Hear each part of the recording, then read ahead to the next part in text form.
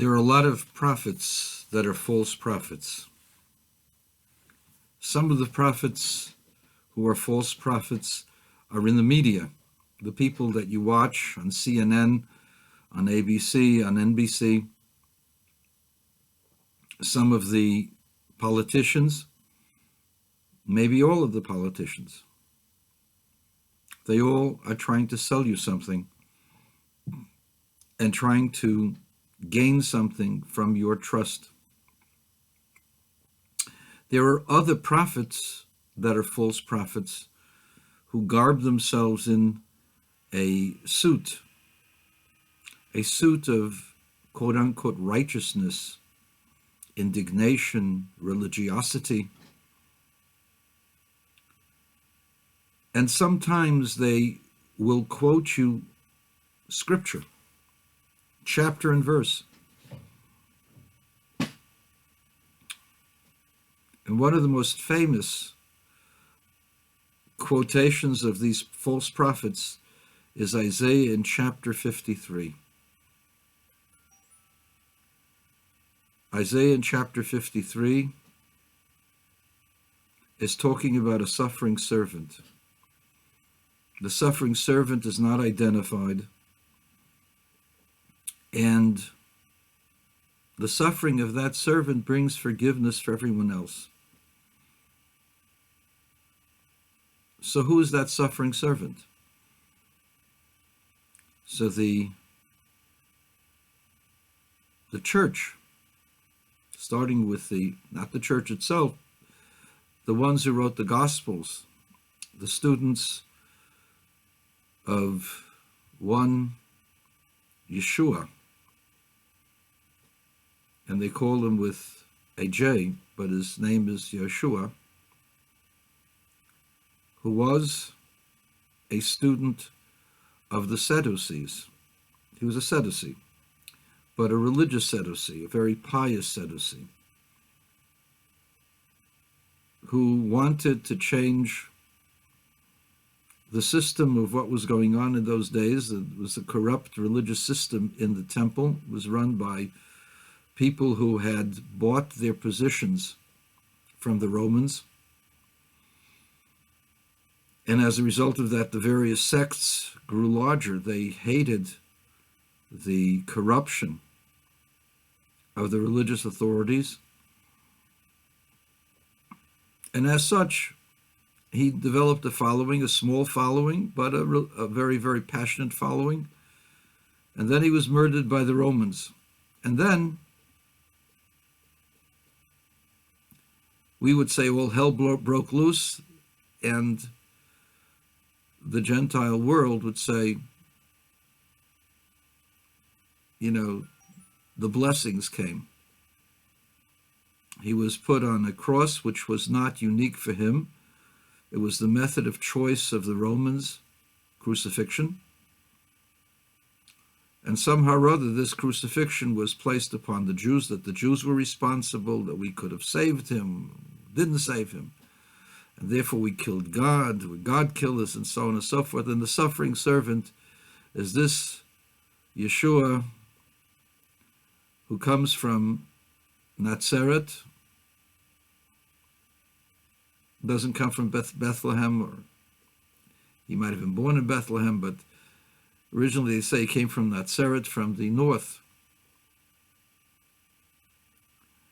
A man of dubious parental identity,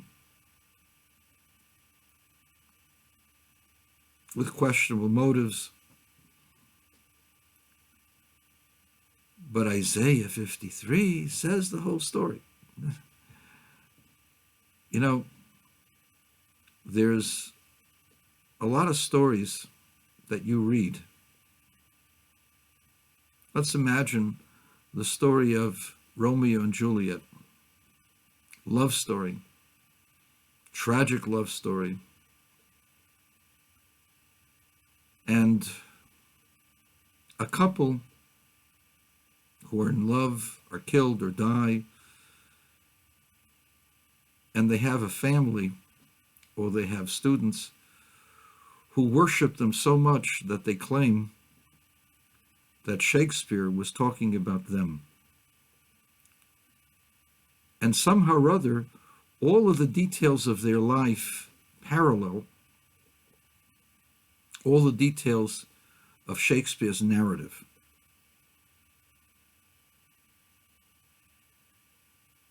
Would you claim that this couple is really what Shakespeare was talking about? Of course you wouldn't.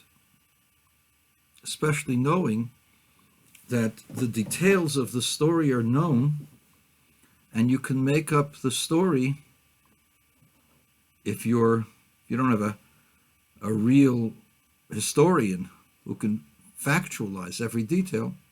You can make up a story that parallels every facet of Romeo and Juliet. That's exactly what happened over here. Jesus Christus, that's what I call him. It's with a J and it's pronounced Hey, Jesus. And the word Christos means anointed one, but he was not anointed. Nobody ever anointed him as king. And John the Baptist was not Elijah the prophet. And by the way, Jesus caused the death of John the Baptist. Just put that in your peace pipe and smoke it. The story has been altered to fit previous facts or previous prophecies. But who is the suffering servant? You have two choices. If you look at the previous chapters, he's talking about the servant of the people of Israel. The people of Israel are the suffering servant.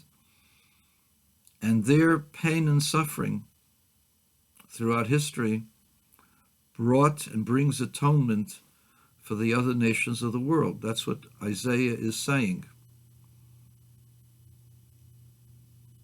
And if you will be insistent that it talks about the Messiah, the suffering Messiah, whoever he may be coming.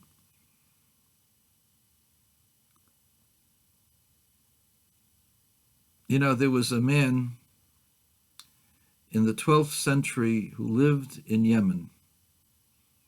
He claimed that he was the Messiah. So the king of Yemen, the Muslim king of Yemen, called him out and he said, listen, you claim to be the Jewish Messiah. He says, yes, prove it. He says, well, kill me and I'll rise up after 3 days. He really believed that he was going to get up after 3 days. Well, the king killed him. And his followers are still waiting for him to rise up. Jesus, people believed was the Messiah. They couldn't believe that he wasn't the Messiah. So they made up the story of him rising up and being an empty grave and he was going to come back. All of this is, you know what? Second letter of the alphabet together with an S. It's a made-up story to fit a narrative. Don't fall prey to it. Isaiah 53 has got nothing to do with Jesus Christus. And even Isaiah 9 talks about a child that's going to be born, and therefore the people of Israel, the people of Judea should not be afraid. Why should they be comforted by what will happen 700 or 800 years later when they're being attacked now?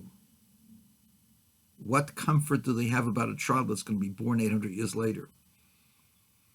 The whole thing is made up. And that's the truth. I know that there'll be people who will want to challenge that. Challenge. Doesn't hurt anybody. But that's the truth. Jesus Christus being the subject of Isaiah 53 is the same as talking about Richard Burton and Elizabeth Taylor as the subject of Romeo and Juliet written by Shakespeare. It makes the same amount of sense.